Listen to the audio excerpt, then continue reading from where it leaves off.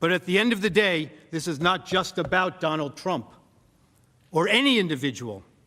This is about our Constitution and abusing the impeachment power for political gain. People didn't even fire a shot on the mob side, so let's not act like this was more than it was. The names of those Republicans: Mitt Romney, Bill Cassidy, Ben Sass, Susan Collins, Lisa Murkowski, Pat Toomey. If you're so confident in your case, why deceive us? The truth should be on your side.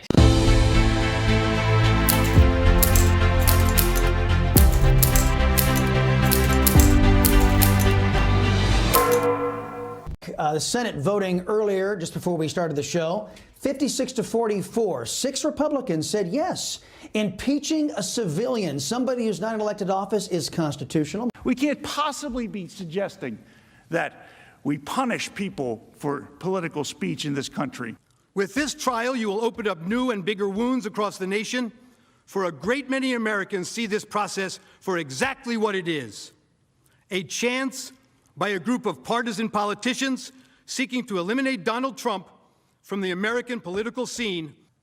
But at the end of the day, this is not just about Donald Trump or any individual. This is about our Constitution and abusing the impeachment power for political gain.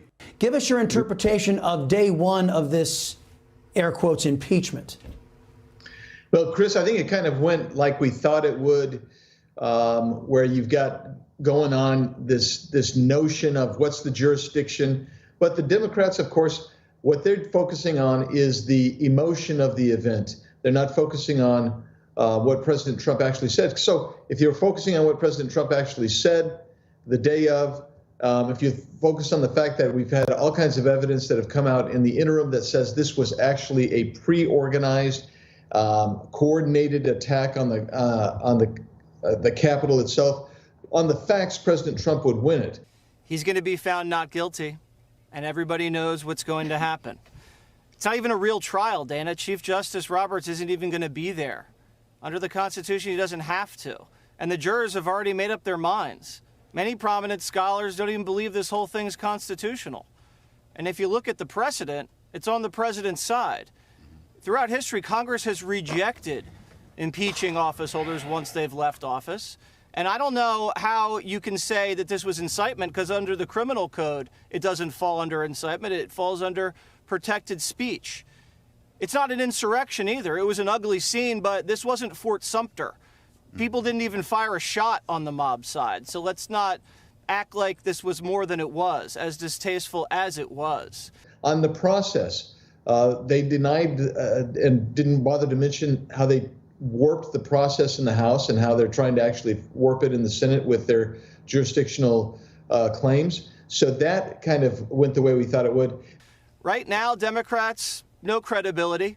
They backed a mob all summer, which was deadlier and more costly. They bailed out the mob, and then when the mob came to their house, they screamed law and order. So I'm not listening to what they have to say. I'm not listening to what Joe Biden has to say either. His credibility is shot. He ran on tackling COVID. And now he's wasting time.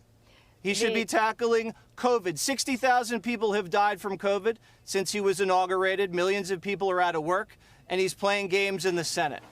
Right now, Dana Perino, this is about the Democrats' midterm strategy.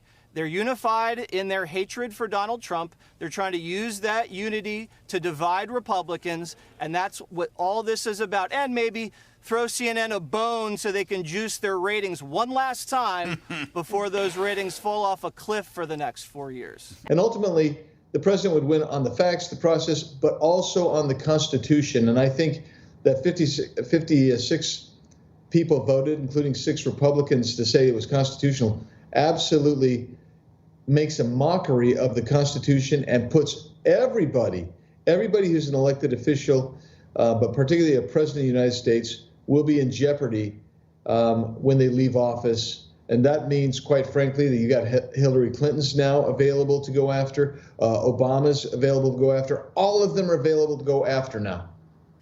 Well, the first oath that U.S. senators take is to the Constitution. And Republican senators have already voted prior to the trial starting that they believe this is an unconstitutional process.